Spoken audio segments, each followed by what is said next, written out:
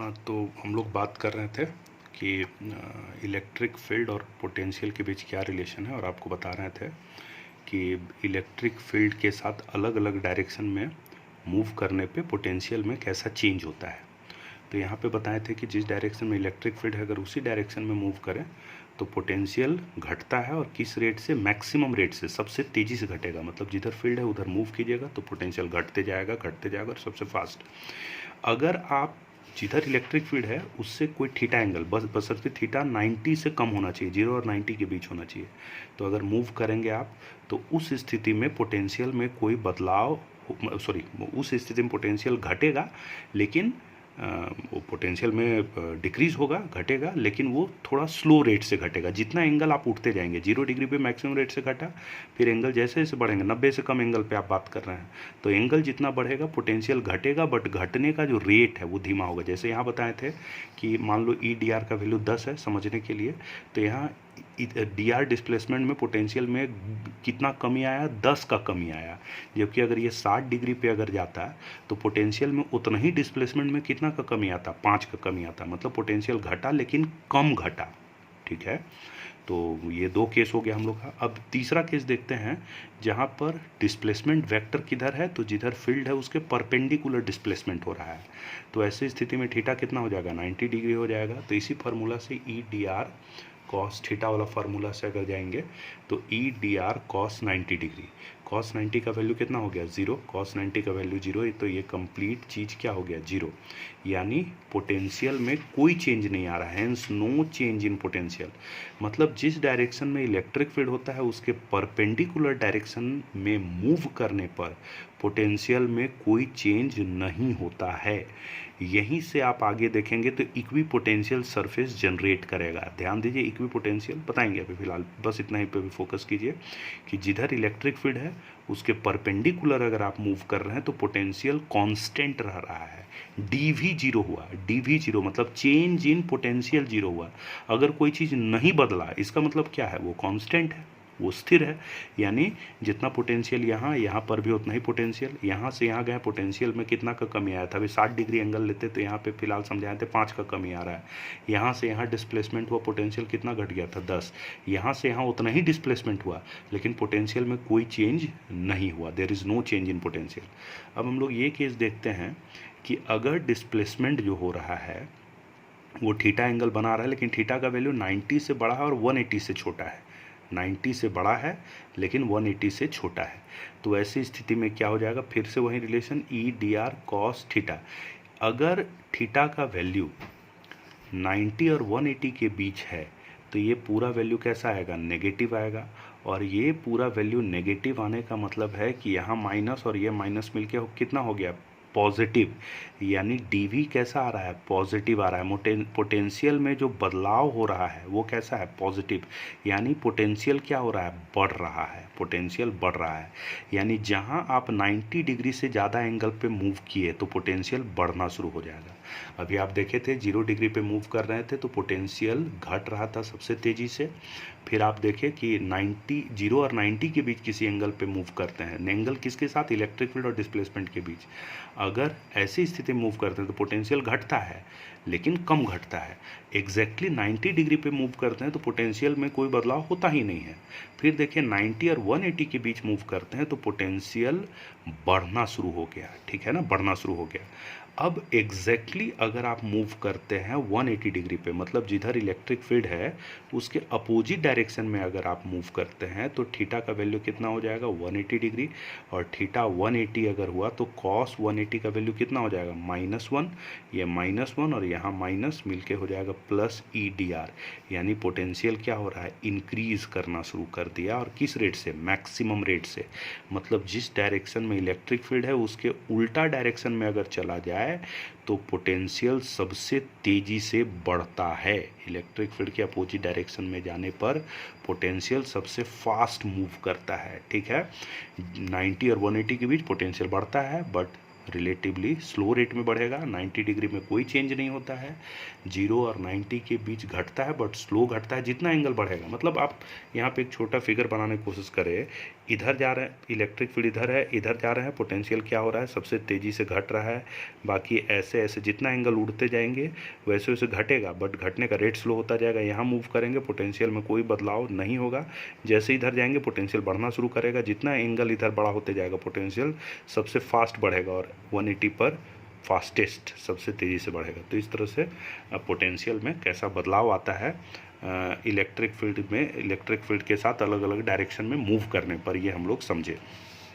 अब इसी से रिलेटेड है आपका इक्विपोटेंशियल सरफेस, बहुत इंपॉर्टेंट होता है। कई बार एग्ज़ाम में आपसे पूछा गया है इक्विपोटेंशियल सरफेस क्या है, कैसे बनता है, अलग अलग तरह का डिज़ाइन कीजिए। बहुत तरह का क्वेश्चन इस पर अभी तक पूछ चुका है इक्विपोटेंशियल सरफेस।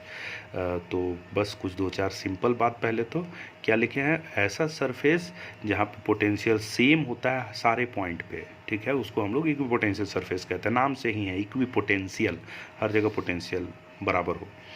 दूसरा बात क्या लिखे हैं यहाँ कि ये जो सरफेस है, ऐसा सरफेस कब बनता है, तो ये लोकस है अपने आप में। ये सरफेस कैसा है, which is locus of the point. कैसे पॉइंट का लोकस समझते हैं ना, कि कोई एक पॉइंट है जो मूव कर रहा है और मूव करते हुए अलग अलग तरह का क्या बोला जाए, अलग अलग तरह का सरफेस या अलग अलग तरह का कर्व डिज़ाइन करे, तो उसी को हम लोग लोकस कहते हैं। लोकस आपके मैथ्स में क्लास 11th में ज्योमेट्री वाले पार्ट में है, कोऑर्डिनेट ज्योमेट्री में। लोकस मतलब क्या, मूवेबल पॉइंट। तो एक पॉइंट मूव कर रहा है और अलग अलग तरह का चीज़ डिज़ाइन कर रहा है, तो उसको क्या कहा जाएगा, लोकस। तो यहाँ पे ऐसे पॉइंट का लोकस है जो कब बनता है, जब हम लोग इलेक्ट्रिक फील्ड के परपेंडिकुलर डायरेक्शन में मूव करते हैं। जिधर इलेक्ट्रिक फील्ड है उसके परपेंडिकुलर डायरेक्शन में मूव करते हैं, तो वो एक ऐसा पॉइंट ले ले जो इलेक्ट्रिक फील्ड के परपेंडिकुलर मूव कर रहा है। तो हर डायरेक्शन जिधर जिधर इलेक्ट्रिक फील्ड है उसके परपेंडिकुलर मूव करते जाए, तो अपने आप एक सतह का निर्माण हो जाएगा। आप देखेंगे अभी फिगर में, तो उसी सरफेस को क्या कहेंगे, इक्विपोटेंशियल सरफेस, ठीक है। अगला बात इक्विपोटेंशियल सरफेस से जुड़ा हुआ है, तो ये अब इक्विपोटेंशियल सरफेस का शेप कैसा होगा, बनावट कैसा होगा, तो ये किस पे डिपेंड करता है, इलेक्ट्रिक फील्ड के नेचर पे डिपेंड करता है। इलेक्ट्रिक फील्ड किस डायरेक्शन में है इस बात पे डिपेंड करता है। अभी आप देखेंगे कुछ इक्विपोटेंशियल सरफेस। देखिए यहाँ पर हम बोले कि मान लो इस डायरेक्शन में इलेक्ट्रिक फील्ड है, इस डायरेक्शन में इलेक्ट्रिक फील्ड है, तो जिस डायरेक्शन में इलेक्ट्रिक फील्ड है उसके परपेंडिकुलर मूव किया, मतलब बोल रहे हैं पूरा इधर से इधर इलेक्ट्रिक फील्ड है, हर बार इधर से इधर इलेक्ट्रिक फील्ड है, तो इसके परपेंडिकुलर मूव करते जाइएगा तो क्या हो जाएगा, एक ऐसा सरफेस तैयार हो जाएगा। इधर से इधर इलेक्ट्रिक फील्ड है, समझ में आ रहा है उम्मीद है, एक्स एक्सिस की तरफ पूरा इलेक्ट्रिक फील्ड है। अब इसके परपेंडिकुलर एक सरफेस ले लिया, ऐसा एक सरफेस ले लिया, तो इस ये सरफेस कैसे हुआ, इलेक्ट्रिक फील्ड के परपेंडिकुलर मूव करते जाएंगे तो ऐसा सरफेस डिजाइन होगा। चाहे ऐसा सरफेस इस तरह का बहुत सारा सरफेसेस होगा, तो वो सब का सब क्या है, इक्विपोटेंशियल सरफेस है। इक्विपोटेंशियल सरफेस कब बनता है, जब हम लोग इलेक्ट्रिक फील्ड के परपेंडिकुलर मूव करते हैं। क्यों बनता है, बिकॉज इलेक्ट्रिक फील्ड के परपेंडिकुलर मूव करने पर पोटेंशियल में कोई चेंज नहीं आता है। इलेक्ट्रिक फील्ड के परपेंडिकुलर मूव करने पर पोटेंशियल में कोई चेंज नहीं आता है।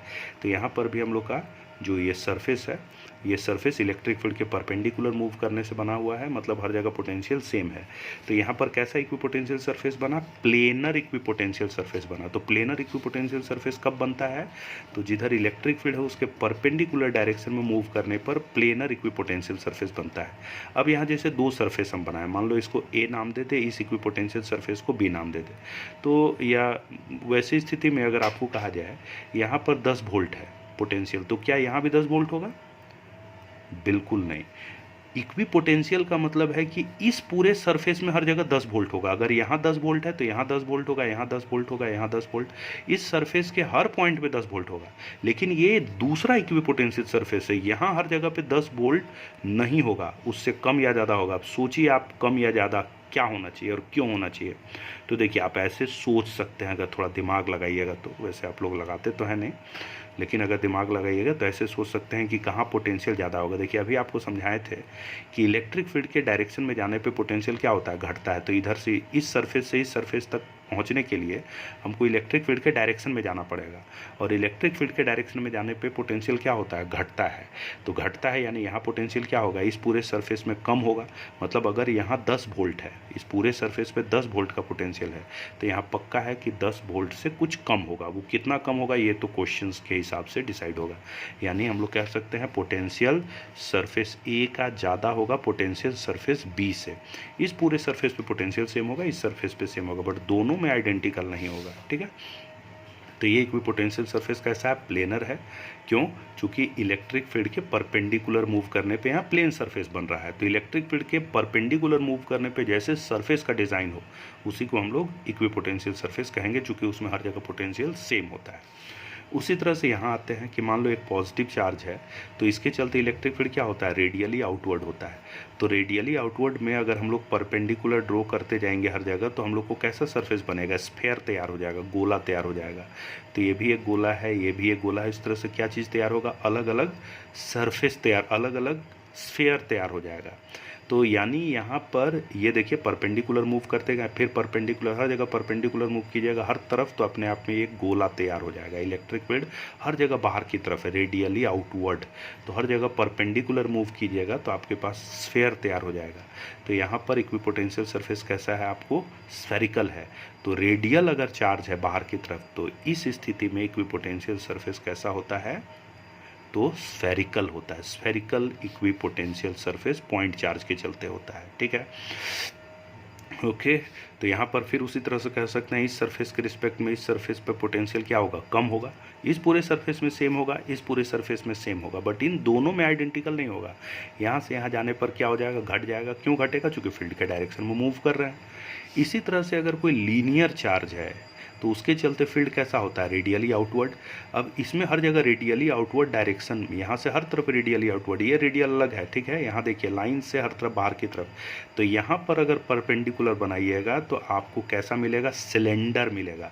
यानी ऐसी स्थिति में जो इक्विपोटेंशियल सरफेस है वो सिलेंड्रिकल इक्विपोटेंशियल सरफेस होगा, सिलेंड्रिकल इक्विपोटेंशियल सरफेस।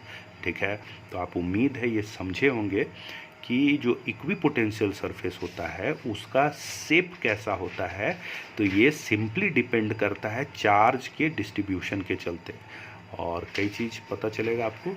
चलिए आज इतना ही। इक्विपोटेंशियल सरफेस पे एक आध और लेक्चर होगा जो कल के वीडियो में देखेंगे। चलिए, थैंक यू।